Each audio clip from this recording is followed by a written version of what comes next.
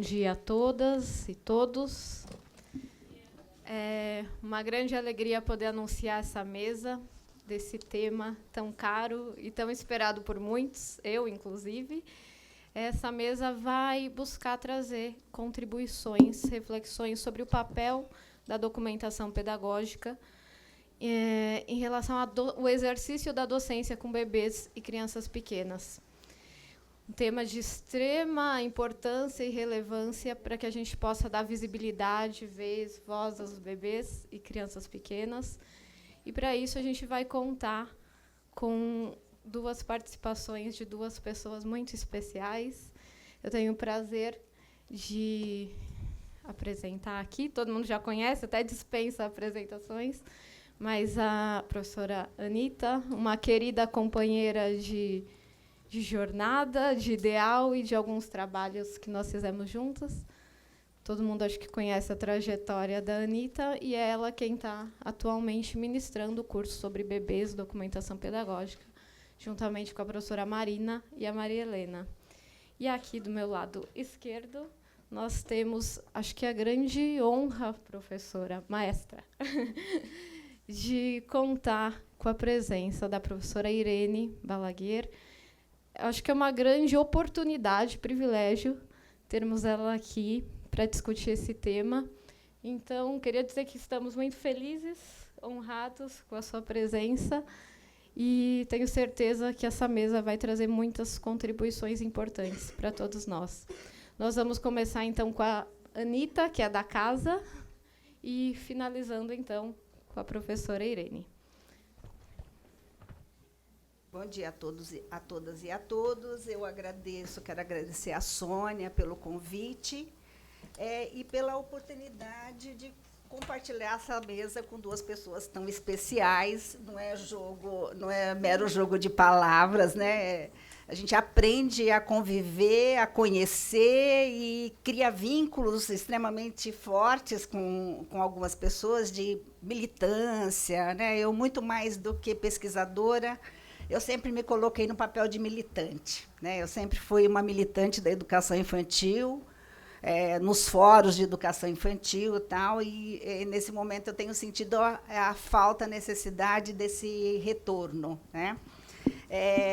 E a Irene, né, essa possibilidade de estar junto com a Irene, eu estou considerando essa mesa um desafio. No começo, acho que eu vou ficar até um pouco nervosa. Eu acho que é um desafio muito grande, pelo repertório, pela bagagem. A própria Bruna, que vem discutindo, acabou de publicar um livro, que foi uma das leituras que eu fiz, um texto, né, que fala, inclusive, sobre a documentação pedagógica nesse contexto atual brasileiro. Foi publicado agora em 2015, e que fala nessa perspectiva da continuidade, de romper essas fronteiras, desses limites entre 0 a 3 anos, 4 a 6, e o ensino fundamental, e que tem trazido contribuições interessantes para a gente pensar essa questão. Então, um outro desafio, além de compartilhar a mesa com duas pessoas tão especiais em relação à temática, inclusive, é falar para esse público, né? Porque, assim, a documentação pedagógica não é uma questão nova na rede, né? Há acúmulo na rede. O próprio currículo integrador, toda essa discussão da Sueli tem trazido uma contribuição importante para pensar essa continuidade, né, no processo de desenvolvimento e no processo escolar das crianças, e de formação e da educação, pensando nessa relação do adulto com a criança desde os bebês. E porque essa discussão da documentação pedagógica ela está instalada na rede, e ela já faz parte de PEAs, dos horários coletivos das escolas. Então, tem um acúmulo que está colocado aí. Até por conta disso, eu optei por fazer um recorte, né, de trazer uns destaques em relação a esse curso que a Marina, a Maria Helena e eu fizemos, né, nós já encerramos essa parte presencial. Nós temos só mais um encontro aí de encerramento de finalização dessa formação, e que, durante esse curso, nós trouxemos os grandes interlocutores, na verdade, as nossas inspirações para organizar esse plano de ação, esse plano de trabalho, né? Ele se inspirou na abordagem da Amy Pickler, nos princípios da abordagem da Amy Pickler. Então, em nenhum momento ele vem como modelo, como referência dada, né, mas como inspirações para a gente construir o nosso caminho, e que a Ana Lúcia Goulart fala muito sobre isso, nós buscarmos o nosso projeto, a nossa proposta, né, essa pedagogia macunaímica que ela fala, né? Então, de buscar essas inspirações, esse diálogo com alguns interlocutores que ajudam a pensar, enxergar essa especificidade dos bebês e das crianças bem pequenas. Então, a gente se apoiou na abordagem da Amy Pickler, nas discussões, nos princípios da abordagem italiana, e uma grande referência foi o trabalho de formação do Rosa Sensar. E aí eu acho que tem uma questão que eu gostaria de fazer um paralelo, que é uma certa aproximação com o processo, pelo menos as minhas leituras levaram a isso, com o processo da Rede Territorial de Educação Infantil de Barcelona, que desenvolveram um trabalho esse trabalho de formação com documentação, sobre a documentação, mas a partir da tematização das práticas das professoras, né, do exercício de documentação pedagógica das professoras. E aí a gente começa a encontrar alguns pontos, né, alguns pontos de encontro, porque é lógico, as realidades são muito diferentes, há especificidades e tal. Mas, assim como ocorreu, se eu estiver equivocada, Irene, você, por favor, se coloca e depois... mas, assim como ocorreu em Barcelona, as professoras, elas reconheciam que elas já faziam documentação, que elas já registravam muito, né, com fotos, com audiovisuais, o escrito de documento, fazer os diários das crianças, portfólios, coisas do gênero. Aqui também nós encontramos isso, né? Então, quando você discute o acompanhamento, essa forma de avaliação de acompanhamento da criança a partir da documentação pedagógica, você percebe, as professoras também falam isso, mas isso nós já fizemos, né? Isso nós já fazemos, nós registramos muito, nós temos muitas fotos, nós produzimos audiovisuais, né? Expomos os trabalhos das crianças. Só que, assim como ocorreu lá, as professoras, no processo de tematização das práticas, elas foram se dando conta de que já faziam coisas, mas que haviam muitas coisas a serem feitas, né? E acho que nós estamos vivendo esse processo aqui, né? Barcelona começou, Catalunha começou bem antes, mas nós estamos vivendo muito esse processo, do que é esse acompanhamento, do que é essa avaliação. Eu vou começar a projetar. Se você puder me arrumar o outro microfone. Então, uma das... Passa para mim, Rô, por favor. Pode passar. Aqui. Então, uma das questões que eu gostaria de trazer para vocês, eu senti ontem esse encontro, o seminário, com um forte caráter político, né? Assim, eu acho que foi uma marca que a rede de São Paulo ela tem. Eu acho que se nós tivermos capacidade de fazer algum tipo de resistência à perda de conquistas na educação, em especial na educação infantil, né, de não perder toda essa trajetória que a Rita esteve à frente, eu gostaria de trazer um pouco essa dimensão da documentação pedagógica, que eu acho que ela é uma ferramenta de enfrentamento, né? De se colocar isso, uma estratégia, um instrumento ético e um instrumento político, né? Então, eu acho que ela traz, a documentação pedagógica tem esse potencial, né? Então, eu acho que eu gostaria de passar um pouco por essas questões. Então, por que das discussões atuais? O texto da Bruna traz um pouco isso, né, de falar sobre a documentação pedagógica, porque essa polêmica que está colocada hoje, essa busca de entender a documentação pedagógica, o que é essa avaliação em processo. Então, ela está relacionada, em parte, em grande parte, e é uma consequência das mudanças nas concepções, né? Concepção de criança, concepção de infância, concepção de educação infantil. A criança sai de uma total invisibilidade, principalmente os bebês e as crianças pequenas, para conquistar um outro lugar, né? Para reivindicar um outro lugar, né, na sociedade, como protagonista dessa história, né? E, em função dessas mudanças de concepção, há um desejo, há um movimento dos professores, das redes, de buscar um projeto pedagógico, né, de construir um trabalho educativo, criativo e mais articulado com essas concepções. Eu acho que é esse desafio que está colocado para a gente hoje, né?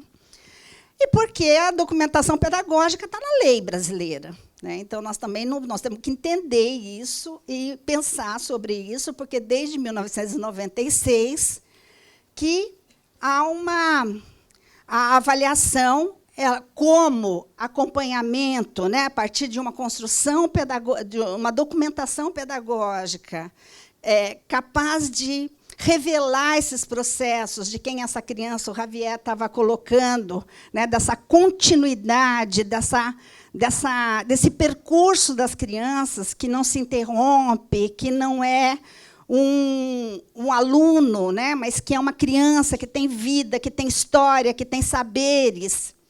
Então, a própria lei garante isso, né, de que essa documentação pedagógica, ela, sem caráter de promoção, é a forma de avaliação que está colocada hoje, né? Você passa para mim, Rô? Então, estava olhando para a Rita, inclusive, falando desse caráter da documentação pedagógica, com essa capacidade de fazer enfrentamento para esse momento que nós estamos vivendo, é esse caráter crítico, reflexivo, dialógico, democrático da documentação pedagógica, que traz o protagonismo, né, traz a autoria do adulto, essa possibilidade do adulto se colocar de uma forma autoral e protagonista desse processo de construção do projeto pedagógico, e que isso tem uma capacidade imensa de se contrapor ao modelo que nós estamos aí com receio, né, que o campo está sendo fertilizado para vir aí algumas mudanças que não são as mudanças que nós desejamos, né? E não foi para isso que nós lutamos tanto, né? Os fóruns se organizaram, se mobilizaram tanto. Então, desses riscos, desses desafios, é a questão da avaliação externa, né? A questão dos sistemas apostilados, que estão chegando de uma forma padronizada. O mês passado eu estive no interior, dando formação no município, e a Secretaria da Educação me chamou para conversar, dizendo que queria falar um pouco sobre as possibilidades e o interesse da Secretaria em adotar também, porque já estava dado, né, no município, em adotar também apostilas para o berçário. O município de São Paulo, né? Então, nós vivemos um momento bastante delicado, né? Pois é, foi essa a minha pergunta. Eu falei, bom, vamos discutir não só... Porque eu falei assim, olha, para o berçário, eu acho que nós não precisamos nem discutir. Eu te dou uma série de argumentos, não vamos nem discutir. Vamos discutir, inclusive, até o significado da apostila para as outras crianças, né? Para a educação infantil. Mas, enfim, é exatamente essa pergunta, o que é? E, quando eu perguntei o que era, uma resposta foi... Não, mas é muito light, é muito tranquilo. E, assim, é uma forma de envolver os pais, porque essa apostila vai para os pais trabalharem com as crianças. Então, é sério, né, gente? É muito delicado, né? Nós estamos vivendo um momento muito... Passa para mim, Rô, por favor. Bom, então, eu costumo conversar um pouco sobre a documentação pedagógica, e eu trago esses slides porque ele tem uma capacidade de provocar incômodo nos professores, né? Porque quando eu coloco... Bom, gente, antes de nós falarmos um pouco sobre o que é documentação pedagógica, vamos ver o que não é documentação pedagógica, o que nós não consideraríamos como documentação pedagógica. Isso provoca um certo desconforto, às vezes, em alguns professores, porque alguns profissionais, quando eu falei lá no início dos registros, alguns profissionais se reconhecem nesses modelos, se reconhecem nesses slides. Então, isso provoca um certo incômodo, né, em alguns momentos. Então, o que não é? Colher dados de observação da criança para desenvolver o desenvolvimento psicológico a partir dessas categorias universais, né? Colocar-se numa posição contemplativa, porque a documentação pedagógica ela exige um comprometimento, né? O adulto ele está implicado, né, com o processo. Então, de falar da criança na terceira pessoa, né, sempre é como se o professor estivesse fora, né, do processo. Não é uma exposição das atividades das crianças, né, como uma mera constatação, e não é avaliar as crianças a partir de um conjunto de padrões institucionais. A Sueli Mello falou um pouco sobre isso, o Javier também. Tal. Passa para mim, Rô, por favor. Então, de que lugar nós estamos falando da documentação pedagógica nesse contexto dos bebês e das crianças bem pequenas? Porque ela coloca em destaque a riqueza de ações das crianças, né, os saberes das crianças, que ainda são pouco validadas nos espaços educativos, né? Então, essa invisibilidade da criança dificulta reconhecer a potência das crianças, né? A capacidade das crianças. Um outro elemento é que os bebês e as crianças pequenas, a Sueli falou muito da escuta, da observação, né? Dessa atenção, ela, na verdade, nos ensina. Às vezes eu falo assim, olha, gente, o bebê ensina muito mais para o adulto do que o adulto para ele, né, para a criança.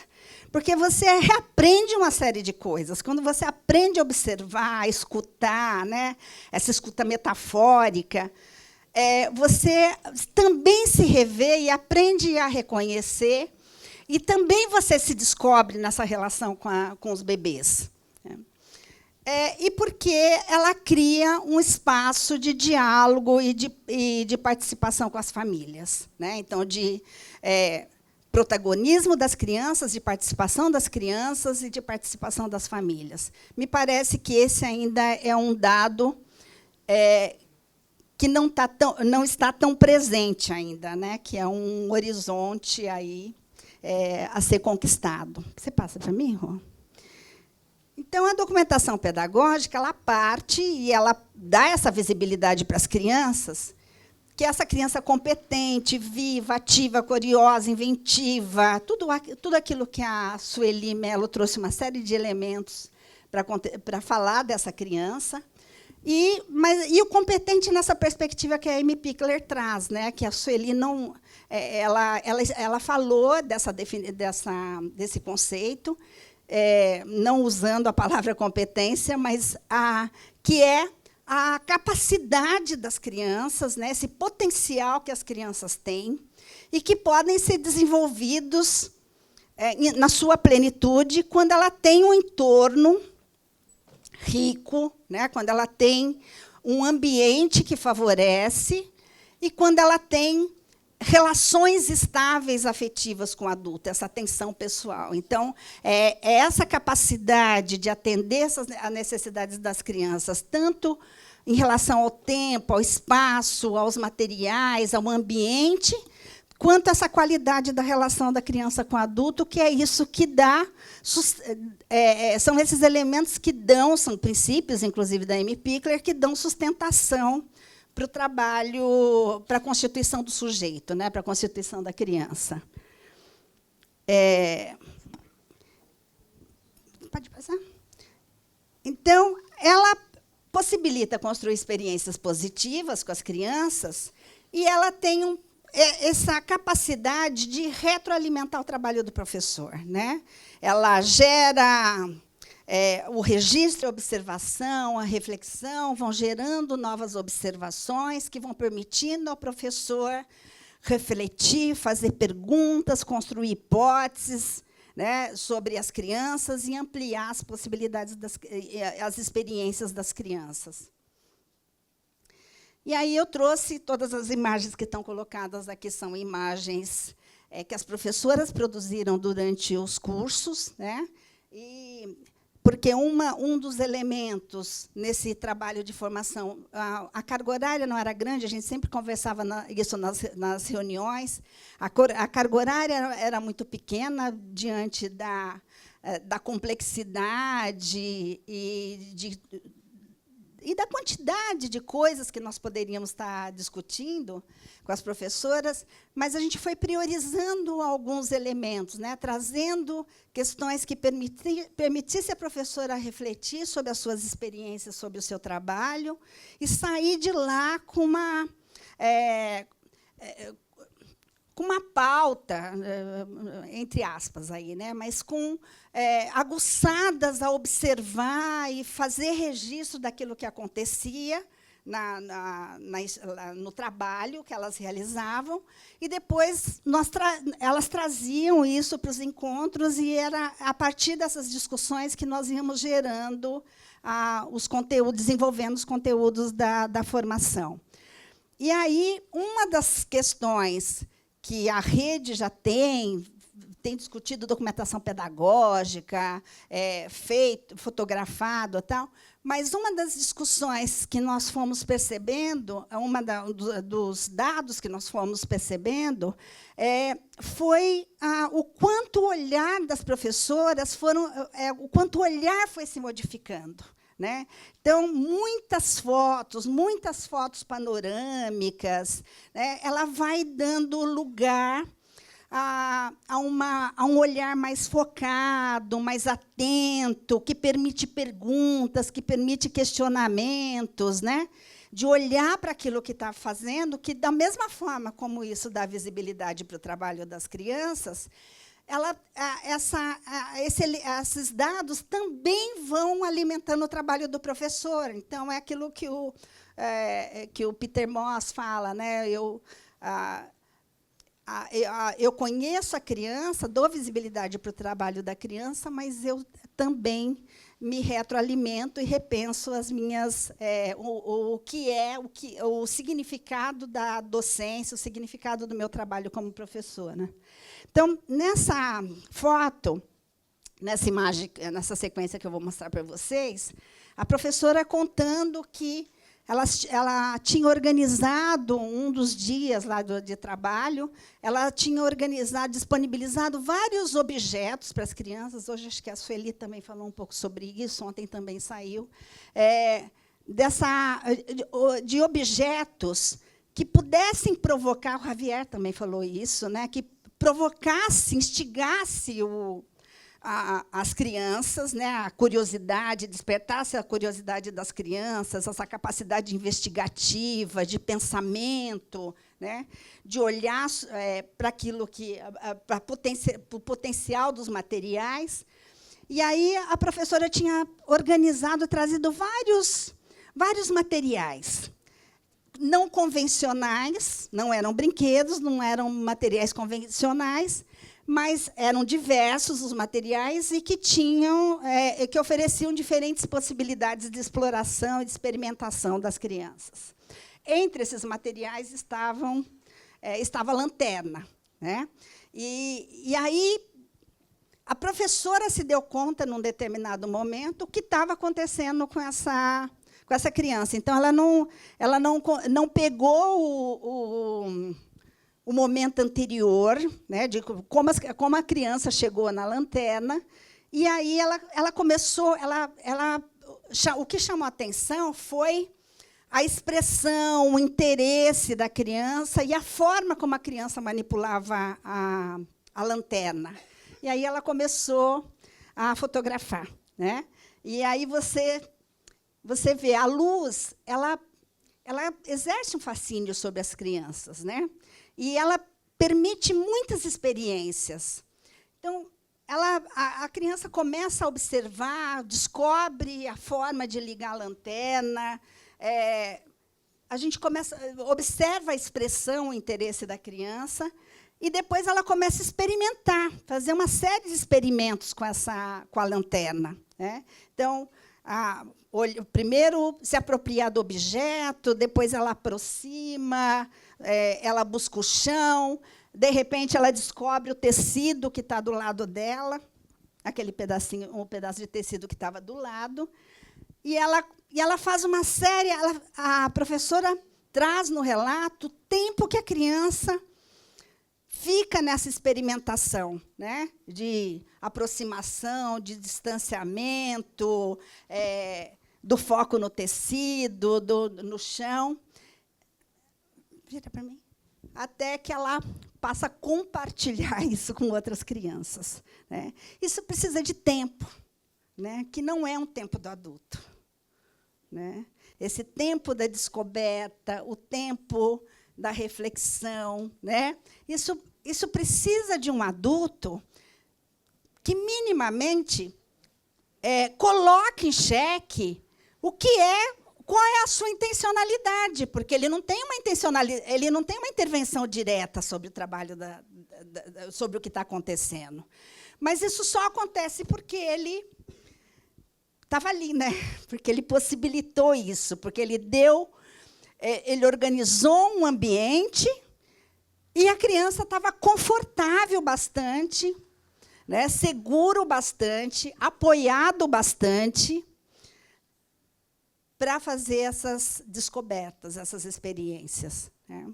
Então, a documentação pedagógica ela possibilita construir esse percurso, né, construir essa narrativa que a Maria Carmen fala tanto, essas histórias das crianças, né? Então, passa para mim, Rô. E aí a gente traz, né, isso remete aos textos que nós temos lido. Um deles é essa frase do Loris Malaguzzi, que diz que a inteligência se constrói usando-a. Ao investigar, refletir, experimentar, expressar-se de diferentes formas, a criança vai ultrapassando dificuldades e adquirindo novos conceitos, tal. Isso desloca completamente o papel do professor diretivo, né, que as outras mesas colocaram. Você vira para mim? Essa é uma outra situação, quando a professora observa a exploração de uma criança. E aí é isso que o registro permite, porque a fotografia, o audiovisual, ou mesmo a observação escrita, ela permite revisitá-la, né? Ela permite fazer perguntas, olhar em diferentes posições, inverter, né? E aí a criança tem uma estratégia que está colocada aí, uma estratégia de construção. Ela sabe o que ela quer, né? Vou chamar a atenção de vocês. Isso é na discussão coletiva que vai ganhando sentido, né? Que foi colocado aqui também. O quanto a documentação precisa do outro, né? Precisa desse espaço coletivo de debate, de discussão, de confrontar ideias, de confrontar esses diferentes olhares, né? De enxergar de uma outra maneira aquilo que muitas vezes eu não me dei conta, ou que eu só tenho uma maneira de ver, né? Então, esses diferentes formas de documentar, de fotografar, ela precisa do olhar do outro para me ajudar a enxergar, né? Precisa desse espaço coletivo de construção, tal. Então, a criança, ela tem uma rodinha azul, não sei se vocês viram ali, mas ela está buscando, ela tem uma estratégia de construção, né? Então, são perguntas: o que pode ser essa criança está construindo? O que ela tem na cabeça? O que ela quer fazer? O que a interessa, né? Porque ela busca fora do cercado a rodinha amarela. Ela junta algumas rodinhas. Passa para mim. Ela organiza de uma determinada maneira e depois ela reorganiza classificando. E a azul continua lá do lado, né? Ela busca a rodinha azul, ela fala, não se encaixa naquilo que eu quero, ela coloca do lado. Mas isso é a forma como esse pensamento da criança, né, esse tempo de eu me distanciar, o Javier colocou hoje, daquilo de não subverter, né, aquilo que as crianças estão fazendo, de tentar entender, de me colocar num lugar, né, que apoie a criança, mas que não subverta aquilo que ela está fazendo, né, e que tenta entender aquilo que ela está colocando. E aí, esse poder da fotografia, porque ela tem vestígios, né? Ela deixa marcas, ela não é o real, ela é uma representação do real. Mas ela deixa marcas que te permite fazer uma série de perguntas e uma série de questionamentos, né? Porque, da mesma forma como ela revela a postura, a tensão, aquela postura corporal da criança no momento de exploração, ela também, os vestígios que ela traz, te permite colocar questões sobre o que está sendo disponibilizado para as crianças, né? O que a fotografia revela e o que a fotografia omite, né? O que ela esconde, porque isso envolve escolhas, né? Então, quando eu começo a olhar para esse material, olhar para essas imagens, eu começo também a colocar questões sobre como eu posso ampliar o que está sendo oferecido para as crianças, o que está disponibilizado nesse ambiente, né, ou o que deveria ter. E aí, eu acho que... Não sei se eu fui muito rápida. Não, mas eu ainda tenho. Oi? Oi? Já mostrei os 5 minutos. Então eu tenho coisas... Então, eu vou passar. Vou passar, que eu quero mostrar um outro... Passa, Rô. Eu vou... E aí, essas reflexões da professora, eu só queria chamar a atenção, porque eu quero chegar em outro ponto que também a documentação pedagógica ela possibilita pensar esse cuidar e educar como duas coisas inseparáveis, né? E da atenção pessoal, tal. Mas um dos registros da professora diz o seguinte: Felipe, 1 ano, encontrou um dos pedaços de pano colocados intencionalmente na sala e, cobrindo e descobrindo o rosto, se encantava ao perceber que o seu mundo tendia a desaparecer e reaparecer diante de seus movimentos. Percebi que, ao andar entrevendo o mundo pelas tramas do tecido, brincava, desenvolvia o seu processo criativo, a sua motricidade, o equilíbrio, a noção espacial, enfim, tudo isso junto, de forma lúdica e prazerosa. Aí é uma pergunta, né? Esse não é o currículo para a infância que nós queremos? né, de garantir essas experiências, né, essas descobertas das crianças sem fragmentar, né, e reconhecer que isso tudo acontece. Né. Passa para mim, então, Rô. E aí as professoras, como vão aparecendo as reflexões das professoras, né? Foi interessante observar que o meu olhar foi se modificando. O ritmo acelerado diminuiu, a necessidade de fazer, deu lugar a observar, compreender, pensar outras possibilidades junto com os bebês e as crianças. É uma mudança enorme, né? É uma mudança paradigmática, né? Ela muda, desloca completamente o lugar do professor. Né? Confiar nas crianças e nos bebês, conter a ansiedade e não me antecipar às suas ações tem sido um grande aprendizado. A gente sabe o quanto é difícil, né, Sueli? Então, pode passar. E uma outra fala da professora, de levar para a escola, potencializar um espaço de formação coletiva. Né? Então, nessas reflexões coletivas, percebemos como a nossa rotina, guiada pelo relógio e pelo tempo do adulto, afeta diretamente a vida dos bebês e crianças. Corremos o tempo inteiro, sem nos atentar para a qualidade e a importância do tempo que passamos com eles, pensando sempre em dar conta da qualidade do pedagógico, ignorando a riqueza de vivências e aprendizagens que os momentos de cuidado, as interações e as brincadeiras proporcionam tanto para os bebês e pelas crianças, quanto para os adultos. Eu acho que essas experiências, essas reflexões das professoras, traz um sentido na prática aquilo que foi colocado na mesa anterior. Né? Não sei se é possível, eu vejo uma conexão enorme aí. Então, entender o tempo. Então, essa coisa de começar a problematizar a rotina. Né? Uma coisa que começou a incomodar os professores e pensar possibilidades de mudança com todas as dificuldades é a rigidez da rotina e a rigidez do adulto, né, com relação a deslocar um pouco esse lugar. O quanto isso é difícil, porque é uma coisa que está muito consolidada, muito cristalizada. A Maria Carmen trouxe isso ontem, né, a partir da pesquisa que ela está fazendo. Então, entender o tempo e respeitar o bebê como autor de suas ações e protagonistas do processo educacional é um direito da criança e papel essencial da professora nessa relação de troca, de afeto e de aprendizagem.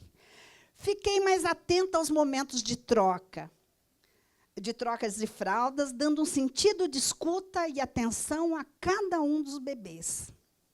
A partir daí, percebi que eles passaram a se relacionar de forma diferente com esses momentos, interagiam, participavam e cooperavam. Acho que foi exatamente todo esse contexto teórico, né, e reflexivo que a Sueli trouxe antes.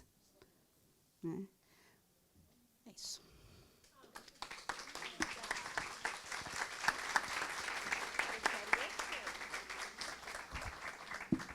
Obrigada, Anita. Passo, então, a palavra para a professora Irene.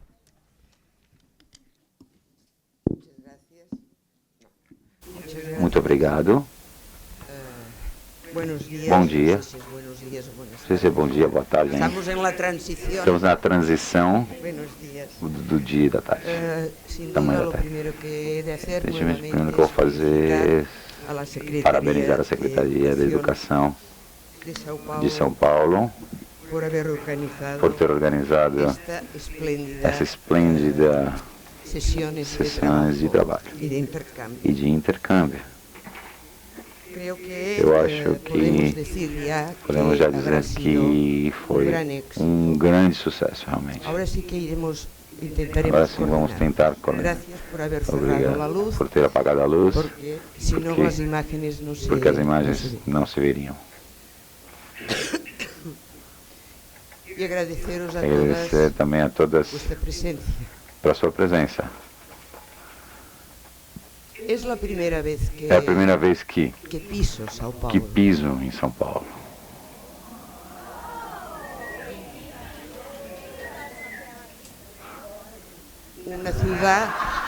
Uma cidade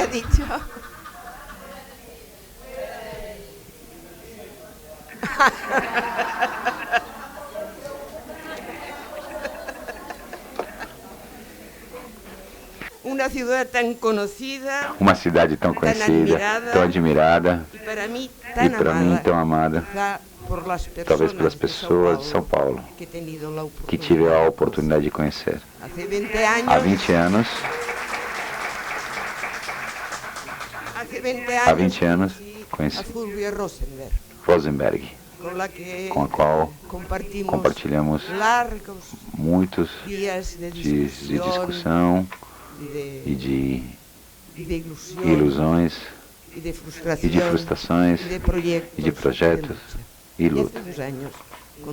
E alguns anos atrás conheci a Sônia Larrubia. Como vocês podem compreender, para mim, São Paulo é uma cidade maravilhosa, principalmente pelas suas pessoas. Sim.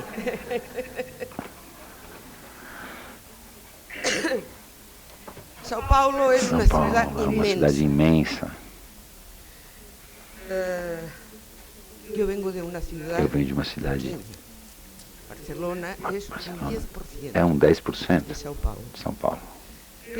Mas com São Paulo compartilhamos inquietudes, projetos, ilusões, assuntos. São duas cidades vitais, que é impossível ficar indiferente a elas. Eu ia falar uma coisa que agora já não faz sentido, mas está escrito. Eu quero ser honesta, não decepcionar, não vou fazer uma dissertação teórica. E vocês verão que eu não sou incapaz de fazer uma dissertação teórica. Portanto, já estão advertidos. Vou me limitar, como sempre, a explicar a experiência que eu tive e que eu compartilhei com tantas professoras e educadoras. Para começar, por favor, me permitam que eu compartilhe com vocês uma breve documentação.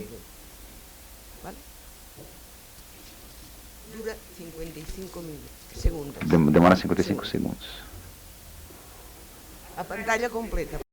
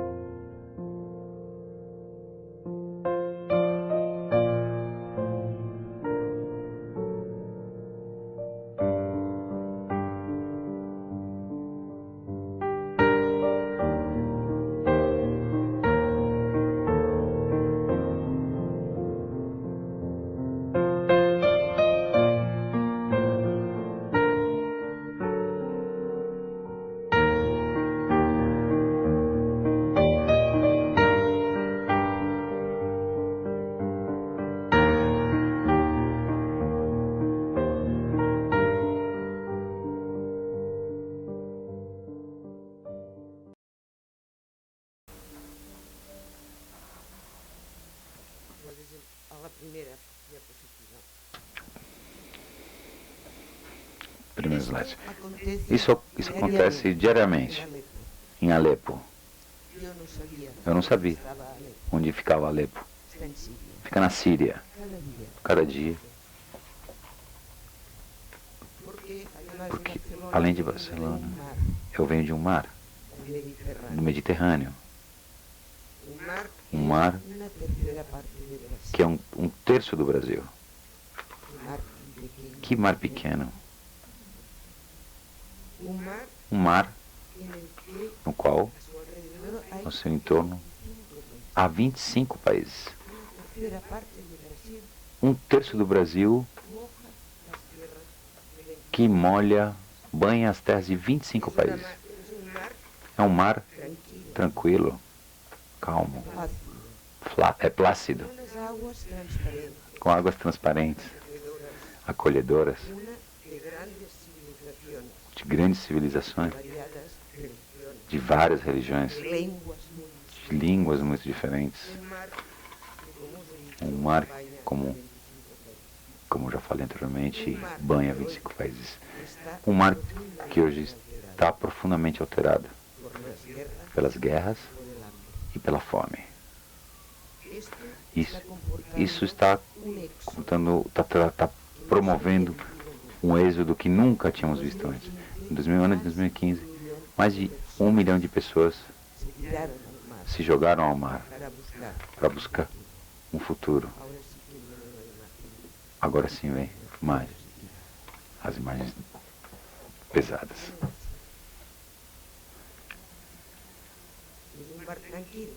É um mar pequeno, tranquilo, mas é um mar. Um terço do que fogem nesse ano são mal sucedidos, morrem. E são milhares e milhares e milhares que morrem diariamente. Então, não sei se na América Latina vocês tinham essa informação do que está acontecendo na Europa. Acaba com a gente.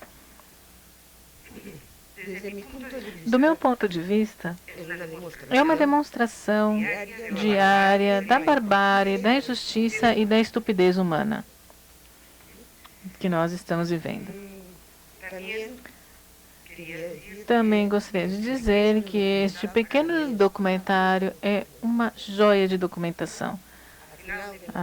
No final da minha intervenção, se eu conseguir, por causa do tempo, nós vamos ver novamente, porque é um tema que nós vamos desenvolver, é sobre documentação. E eu dividi a minha intervenção em duas partes. O início da documentação, dos acertos e erros, e depois uma experiência que transbordou as expectativas que nós tínhamos, que era que ela contava que está no livro da documentação. Um livro que não foi feito, foi feito por 1.500 professoras, mais ou menos. Isso que é interessante. Do nosso ponto de vista, a documentação é algo inerente ao projeto pedagógico. Porque quando começamos, como eu falei ontem, a gente não sabia o que era uma criança, não sabíamos o que nós podíamos fazer com uma criança, como nós tínhamos que nos relacionar com ele. E, portanto, muito rápido, nós começamos a fazer duas coisas. Uma era ler e a outra era observar. E comparar a leitura com a observação. E, infelizmente, como estávamos em um período em que tudo era muito escasso, os livros também eram escassos, os autores também eram escassos. Então, nós começamos a ler Hessel, por exemplo, em escala de desenvolvimento. E nada se encaixava com o que a gente tinha, com as crianças que nós tínhamos. Todos eram superdotados. Então, isso era bem positivo. Mas também nós líamos Spitz, Volvi, pela questão da educação, e aí ingressávamos em discussões longas, de muitas horas, e a gente se flagelava porque nós temos essa tendência de se culpar de tudo, de nos culpar de tudo. E, felizmente, nós combinávamos as leituras com a observação. E aí, sim, isso permitia que a gente respirasse um pouco. A gente fazia com o que tinha, com o que dava. E era muito simples. A gente fazia uma documentação muito simples. As primeiras documentações feitas era uma folha quadriculada, com 2 entradas, com uma lista das crianças e todas as possíveis áreas de trabalho durante o dia. E aí, isso nos dava uma angústia terrível, porque todo dia a gente pegava a mesma criança e ele não lembrava nada do exercício. Nada. E a enorme dificuldade de lembrar de cada um deles, do que eles tinham feito durante as diferentes áreas. Então, era um instrumento que, se nós não tivéssemos discutido sobre ele, teria sido bem frustrante, mas, felizmente, como nós pudemos discutir em equipe, isso foi bem construtivo. Primeiro, para melhorar, e depois também para ver que outras maneiras nós podíamos continuar observando. Existe outra modalidade que eu poderia dizer que é antes de Henriqueta, mas que é fundamental e não podemos esquecer, é o diário de classe. Escrever espontaneamente o diário de classe. No próximo número da Infância Latino-Americana, que foi coordenada por Ramon, tem um artigo de Miguel Solé sobre como fazer o diário e como utilizar o diário de classe. E eu recomendo que vocês leiam. Outro instrumento que nós utilizamos, e esse é bem interessante, porque quando nós começamos a trabalhar, nós estávamos muito orgulhosas de fazer essa escola infantil. Então, se vocês perguntassem alguma coisa, se perguntassem alguma coisa para a família, como se fosse uma creche, nós nos ofendíamos. Então, o processo foi assim. As famílias estavam interessadas em quê? Em saber se eles tinham comido, se eles tinham feito xixi, se tinham feito cocô, porque não sabiam nada, não sabia nem a dimensão que isso tinha, nem o que eles podiam fazer, nem que podiam fazer outras coisas. Então, nós inventamos um livreto, uma caderneta que nós anotávamos se eles tinham comido, o que eles tinham feito e tal. E também colocava outras observações. Então, essas observações davam informações para as famílias do que a criança tinha feito naquele dia. Até na comida. Comeu sozinha. Bom, bebeu sozinho. Então, tudo isso estava relacionado, mas também outro ponto de vista da comida. E essas cadernetas foram crescendo e se converteram em um instrumento de diálogo entre a escola e a família e a escola, de ida e volta. Era uma documentação diária dos 3 primeiros anos de vida da criança, em diálogo entre a família e a escola. Então, isso é fantástico. E é muito fácil. E todos nós aprendemos com todos.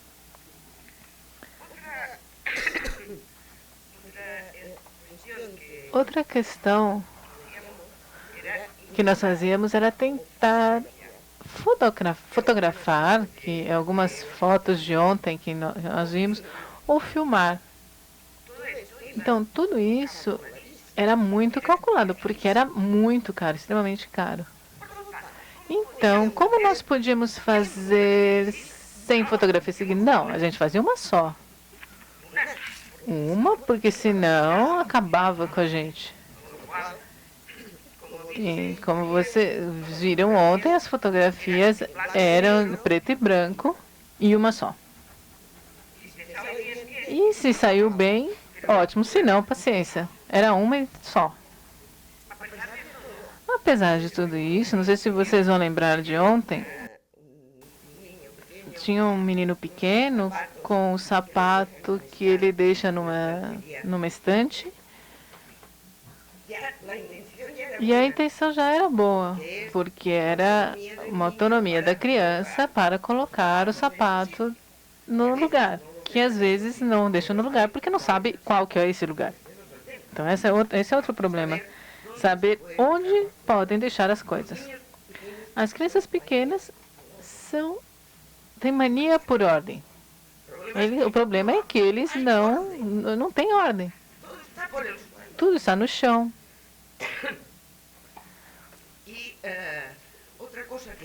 Outra coisa que também nós fazíamos com muita restrição era filmar. Com uma câmera Super 8, e vocês, quem é jovem não vai saber nem saber o que é. Essa Super 8, e filmávamos. Essa câmera era emprestada de algum amigo que tinha mais dinheiro e eles emprestavam. E aí a gente filmava.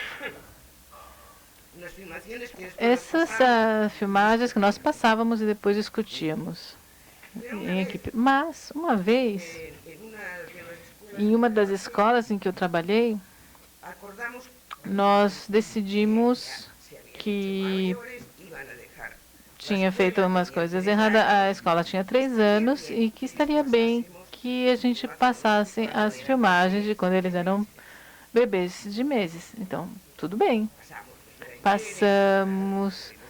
Vamos passar os filmes de quando eles eram bebês, passamos os filmes e um silêncio. Quando nós terminamos, uma menina me falou, e a gente não tinha medo? Eu falei, do quê? Ah, é que a gente estava sozinha.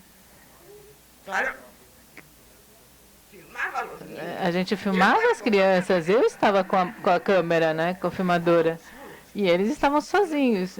Então isso foi fantástico, porque com 3 anos ela conseguiu formular essa pergunta. Estávamos sozinhos.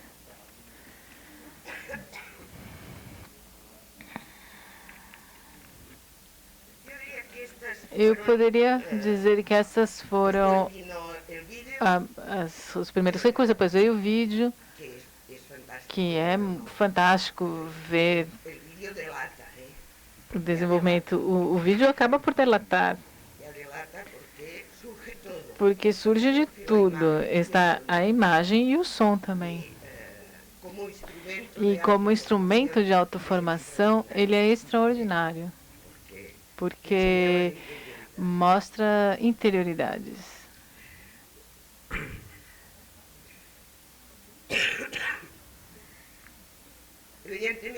Evidentemente, durante esse período, além de documentar e discutir sobre a documentação, nós começamos a saber que, além do que os psicólogos terríveis que nós tínhamos conhecido, também havia pedagogos previamente, aquilo que nós pensávamos que nós estávamos descobrindo, eles já tinham descoberto antes. Montessori, Freinet, todos esses grandes pedagogos da Escola Nova do século XX, que ainda são necessários. E depois tivemos uma grande sorte, que é de poder trabalhar de modo sistemática durante 10, 20 anos não com Amy Pittler, porque já não vivia mais, mas também com Anna Tardos e com Judy Falk sobre a experiência de Loxi. Essas fotos são maravilhosas porque elas são de Marianne Reitman, uma alemã que fotografava a atividade Loxi. É uma única imagem, mas ela fala bastante. Como eles se conectam. Foi extraordinário a existência dessa maternidade na Rua Loxi, porque permitiu descobrir como entre eles se apreciam, se conhecem. Hoje de manhã, quando nós visitamos a escola em um grupo, havia 2 meninas que compartilhavam a leitura de imagens. E elas estavam felizes, as 2 juntas. Depois, na hora do almoço, do café da manhã, elas também estavam juntas, mas elas estão juntas desde quando eram amamentadas. Eles não podiam criar vínculos. Isso que os livros falam, que elas não podem ter vínculos. Nunca viram coletivamente as crianças. quem afirma esse tipo de coisa. Eles sim criam vínculos. Outra imagem. Essa também é de Oxy. A colaboração entre os dois. Os dois estão agindo coordenadamente, atuando coordenadamente, porque um segura o copo e o outro serve. Aqui eles estão observando as flores. E este seria outro grande tema que nós poderíamos abordar, e é como aproveitar o ar livre. Ontem, sim, vocês comentavam sobre uma parte muito grande da humanidade está vivendo nas grandes cidades. E nas grandes cidades existem grandes edifícios, mas todas as escolas tinham que ter um parque. Então, eu sempre falo uma praia, mas isso não dá certo, não dá para fazer.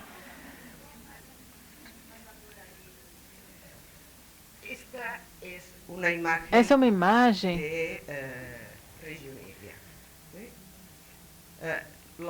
de Loris Malaguti, que veio durante muitos anos às escolas de verão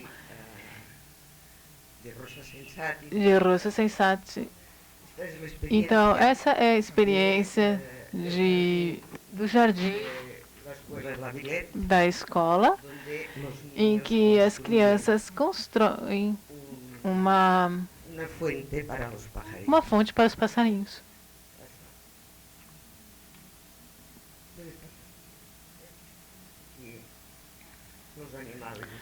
Aqui os animais estão presentes. Essa é outra história que também tem um vínculo.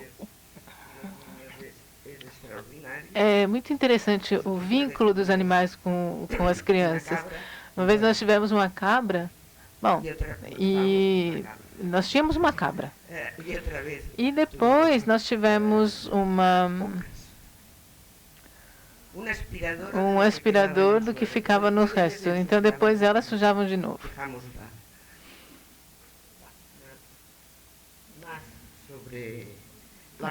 Mais sobre a construção, aqui nesta imagem, o que se dá, o que eles contam sobre as famílias, está a abertura da comunidade e as famílias. Essa é de outra pessoa que nos influenciou bastante. Eleanor Goldsmith. E ela é inglesa, era inglesa, mas que por sorte trabalhou na Itália. Porque Inglaterra é diferente. Ela era muito observadora do que interessava para as crianças. Então, a partir dessa observação, ela articulou uma atividade para deixá-las autônomas, para que as crianças pudessem brincar de modo autônomo. E esse se chama o Cesto dos Tesouros. Eleanor, ela era muito delicada na escolha das palavras. Então, é importante o nome que nós damos a um objeto. Cesto dos Tesouros. Depois, para os mais velhos, fala que é um jogo heurístico. Bom, fantástico também. Esse Cesto dos Tesouros é uma atividade para quando as crianças já estão sentados, conseguem sentar e, portanto, ficam com as mãos livres. Era oferecer um mundo o mais amplo e complexo possível. Nada de plástico. Ela tinha uma luta campal com o plástico. E a escolha de objeto por objeto para o que esse objeto contribuía com o conhecimento. Isso era fundamental para as crianças. Eu não trouxe porque eu tenho o vídeo de Goldsmith, mas está numa fita ainda. Então, veja, Se eu consiga que alguém passe de fita para um arquivo digital, eu mandaria para vocês, porque realmente é extraordinário. Ontem nós estava falando com o Javier, que alguns livros falam que as crianças dessas idades, mais ou menos 6, 7 meses, elas têm muito pouca capacidade de concentração. Elas podem ficar 1h30 com o Cesto dos Tesouros. Isso depende. Depende do que você propõe. Se você propuser coisas idiotas ou não tem nada, então elas não vão se concentrar. E o que fazem? Bom,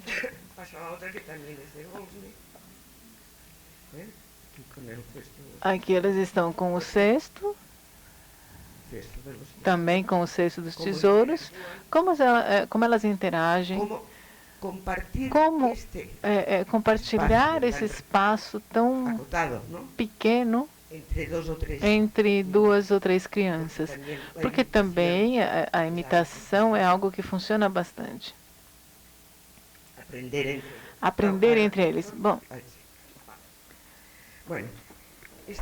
estas são as grandes influências pedagógicas que realmente quando escutava Suelen mencionar uma ideia de Dvořák, que era aqui quem persegue o vínculo nos humanos é a criança. É a criança que tem a força para gerar que os adultos tenhamos essa necessidade de vinculação.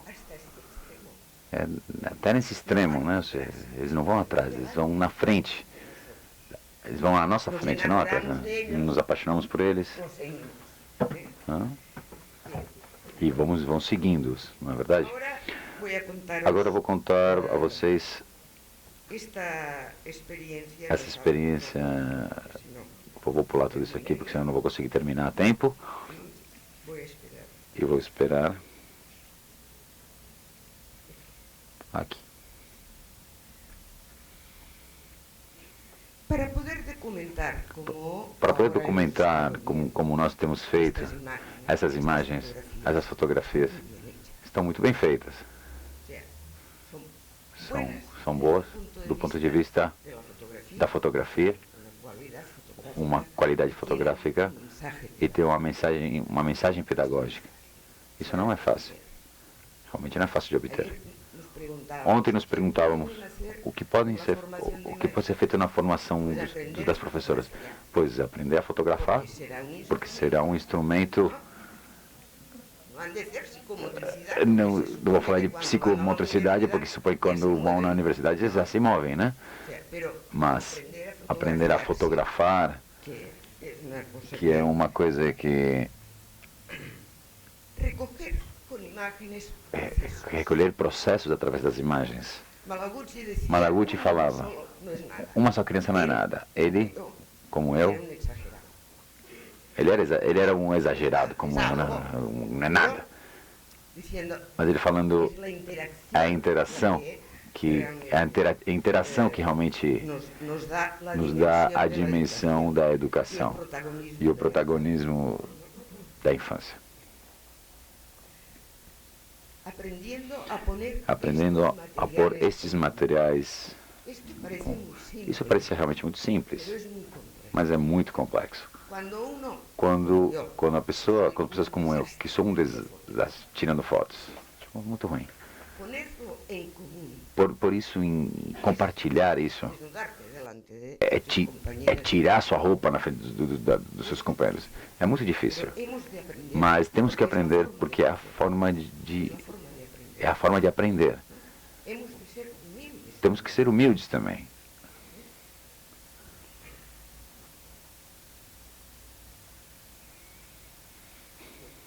Muito bem. Numa época, no ano 2005, estávamos, que nem agora, muito tristes, porque a situação política na educação estava muito mal, vimos que tudo estava retrocedendo. E como levantar os ânimos nesse momento? Só tínhamos uma arma, que nos aprofundar na pedagogia, dar sentido ao que nós fazemos cotidianamente. Isso é o fundamental.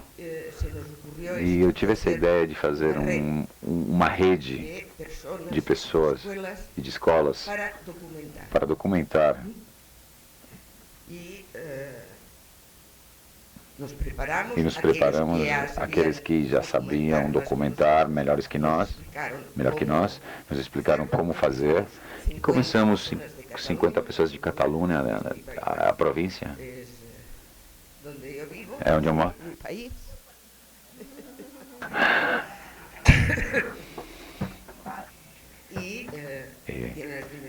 Tem pequenas dimensões, tem menos população que São Paulo. E todo o país.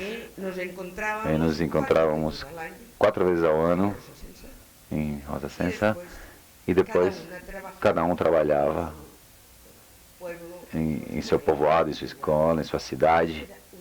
Isso era uma rede, porque às vezes se fala de redes e o que são bagunças, na verdade, mais do que redes. Mas essa era de fato uma rede, porque era viva. Elas se articulavam no território, elas compartilhavam experiências, elas documentavam, entre elas discutiam.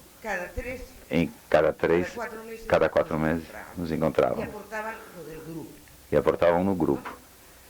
Eu estou explicando esses detalhes por uma questão, porque vejam, com muito pouco é possível se fazer muito. Com muito pouco se pode realmente fazer muito. Mas eram tantas as imagens que chegavam, porque já haviam chegado as câmeras digitais e os telefones com câmera, que a documentação fugia pelo ladrão, era muita coisa. Em 2 sentidos, em quantidade e em qualidade. Transbordava, porque algumas eram de fato como as que eu teria feito eu. Uma foto do aniversário do 1º ano. Não tem. Um menino com uma coroa e soprar a velhinha. Isso não é. Mas como trabalhamos para que aquele grupo de professoras de uma região longínqua trouxesse essa foto, depois de tanto falar, trouxe essa fotografia que não aporta nada. Fez uma? Ok, mas não é isso, né? E era um aprendizado de exigência e delicadeza ao mesmo tempo. O que não é fácil. E pelo que é criticado, aceitar que não se está criticando, que não está ajudando a crescer, a aprender ainda mais. Que não se questiona a sua profissionalidade, mas senão que ainda tem que afinar ainda mais no momento de recolher sua documentação.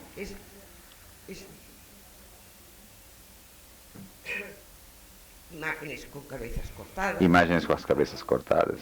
Tá. Não é fácil fazer uma foto, né?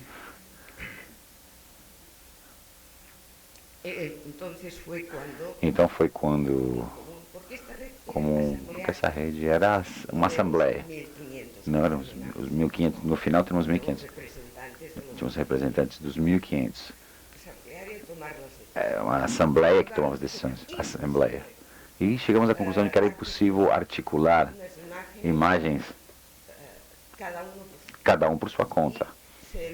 E foi escolhido um grupo de 10 ou 12 educadoras que de forma sistemática selecionavam e aportavam a seleção que eles tinham feito para ver se realmente era aprovado. E aí, após isso, era discutido. Era um processo de compartilhar pedagogia, projetos e democraticamente.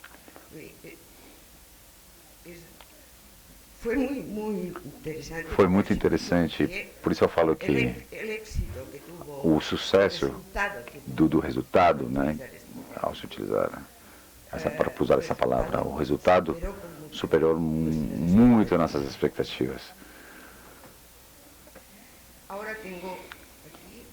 Agora eu tenho aqui um diálogo entre as que um pedaço, um fragmento no livro que eu já comentava aqui, um pedaço, um fragmento do pequeno grupo que selecionava as imagens.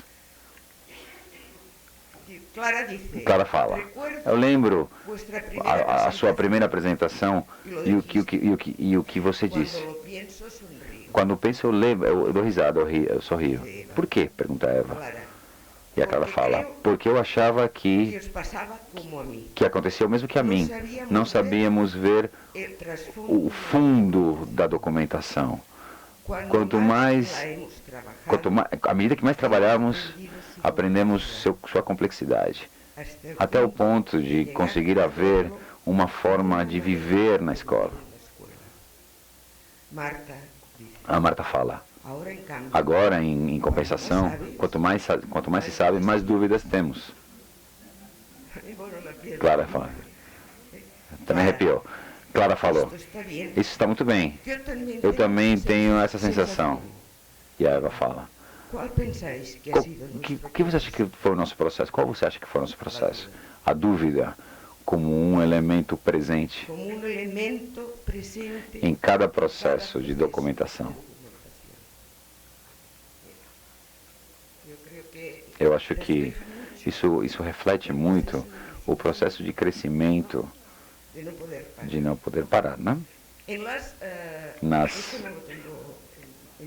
Isso não está nos slides, mas nas comparações, as coisas em comum que se fazia nos sábados de manhã, sábados pela manhã.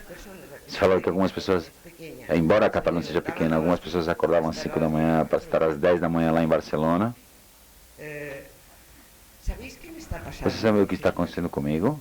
Desde que estamos fazendo esse trabalho, diga, com ou sem câmera, vejo uma infinidade de coisas que acontecem, que passam realmente despercebidas. Esse trabalho mudou o meu olhar. A outra fala: mas nós na escola estamos tão entusiasmadas que compartilhamos com as famílias. Para elas estamos elaborando pequenas documentações do cotidiano. Pois eu, com esse clima, com essa franqueza, com essa vontade de mostrar a infância, que a infância é capaz, só posso realmente ver isso aqui. Na minha escola, ninguém me compreende. Por sorte, afortunadamente, eu tenho vocês aqui. Escolhi esses 3 comentários porque dão essa ideia de que é uma rede heterogênea. Alguns têm sorte, vinham, trabalhavam toda a equipe, outros tinham pessoas de povoados próximos.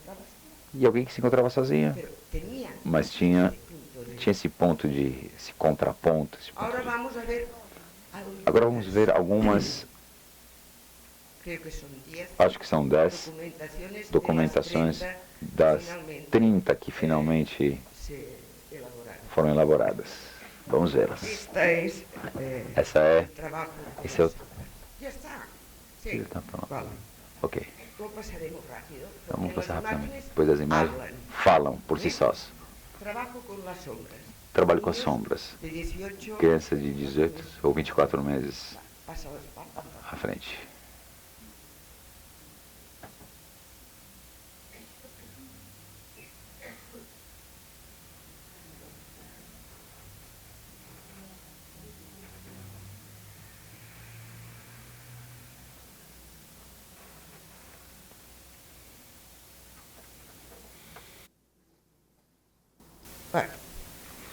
Este é Juntos Aprendemos.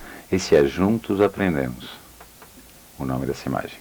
não fazem diálogo paralelo que muitas vezes as pessoas nós fazemos. Não. As crianças veem como elas interagem. Por isso é muito importante que tenhamos sequências narrativas. Passa estas. À frente, adiante, por favor.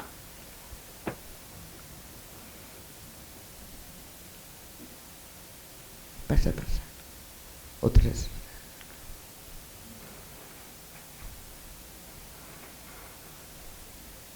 Ahora es otro. Essa é outra questão. El comer.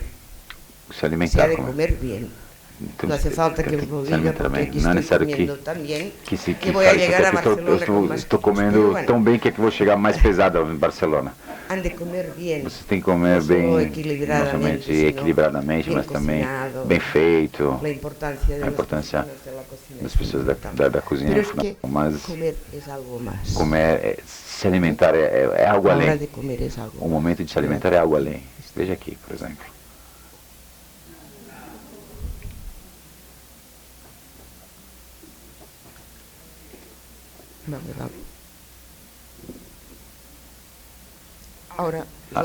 Agora é uma outra sequência extraordinária.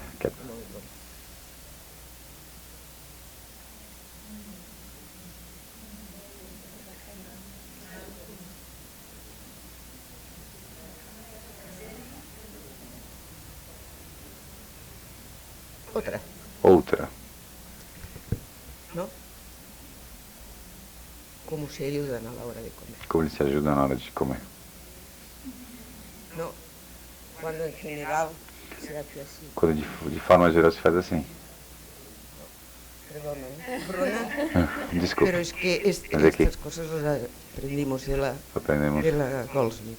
A Goldsmith. Como nos tratamos? Como nos tratamos?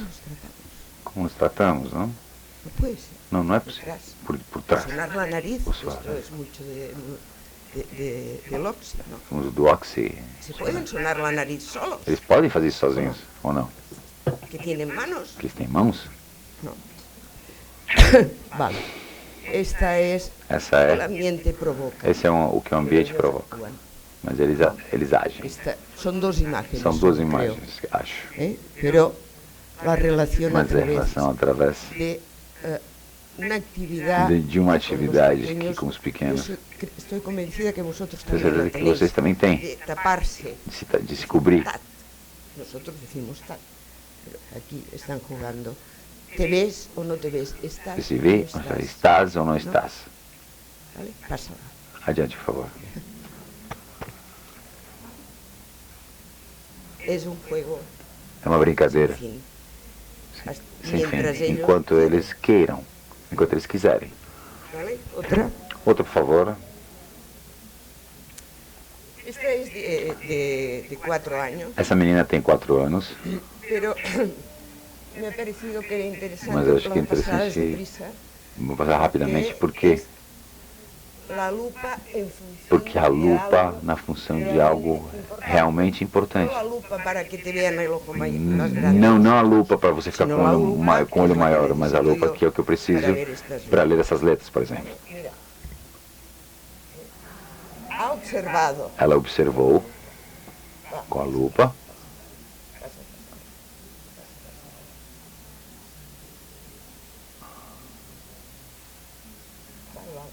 Adiante.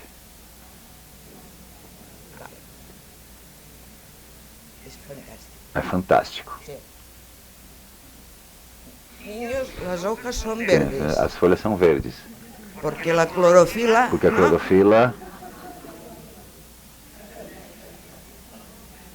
Uma maestra, o que has dicho del otoño. Foi o que você falou do outono. Em Badalona, uma professora que agora o outono não se percebe. Não se percebe praticamente.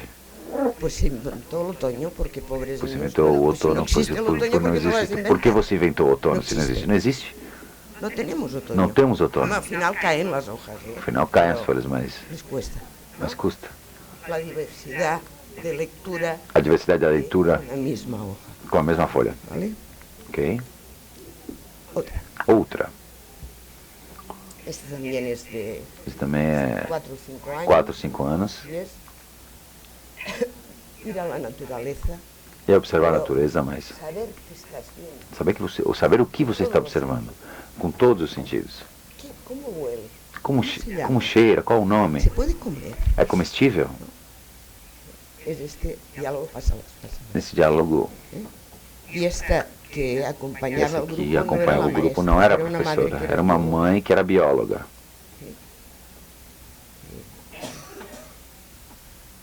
Depois na escola, com a lupa olhando a margarida, que é uma inflorescência. Também de maiores, já veréis. Que são crianças maiores. Ao exterior. Ao ar livre, para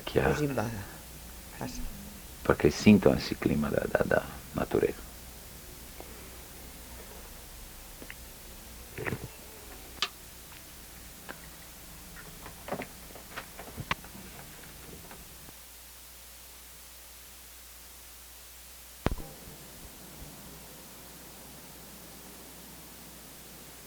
Esse não, tira enredar. Não, esse não era para aparecer aí. Então, estas são algumas das documentações que chegaram a ser selecionadas entre todas as que tínhamos. Então, quando nós tínhamos essas documentações, o que nós fazemos depois disso? Nós sabíamos que faríamos um livro. Isso já era um estímulo, mas não tinha suficiente. E aí, então, eles decidiram fazer uma exposição, fazer uns painéis, esses que caem, mas eles não caíam, e fazer uma exposição. E essa exposição ficou por 3 anos, de modo itinerante, nas escolas, nas bibliotecas, nas cidades, nas prefeituras, em uma outra faculdade de educação, em alguma. Isso dava protagonismo de retorno a cada um dos que tinha trabalhado no projeto. Então, eu posso falar que foi a experiência mais positiva que eu tive, a possibilidade de compartilhar com muitos professores. Paralelamente, eu não tenho escrito, mas isso é certeza, se lutava politicamente. E, por exemplo, conseguiram um plano de formação especial de professores para aqueles que não tinham título ainda. Então, nós trabalhávamos pedagógica e politicamente. O grupo foi muito rico, continua, agora eles estão documentando o som e a música. Eu poderia dizer que essa é uma demonstração do que é a curiosidade da professora. E isso não esgota, como também não esgota das crianças. E trabalhar com essa intenção é fantástico, porque todo dia é novo, cada dia é diferente.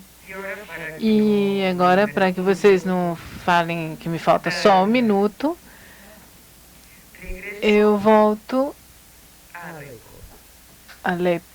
a Alepo. Não precisa pôr a imagem, não. Eu acho que a documentação de Alepo é um bom exemplo de uma boa documentação.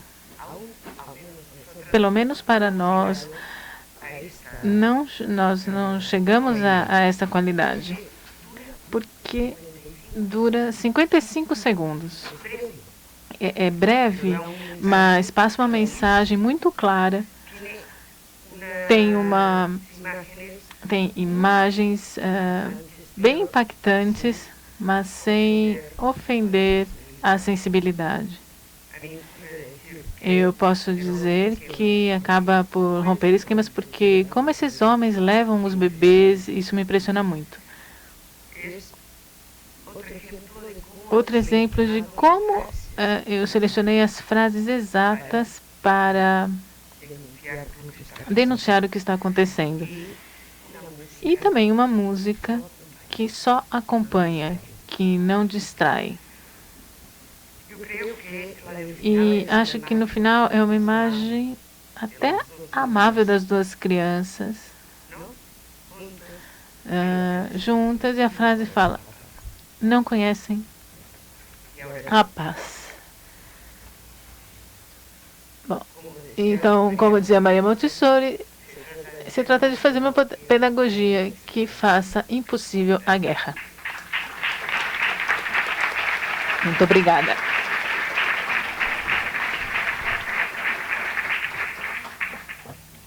Estamos em cima do horário. Queria, então, agradecer a presença, a contribuição valiosíssima das duas professoras. E, para a gente acabar, pedindo licença para subverter a fala das crianças, né, que falava estamos sós, eu acho que esse seminário nos ajuda a ver que a gente não está só, somos muitos e precisamos, então, nos posicionar. É isso. Obrigada.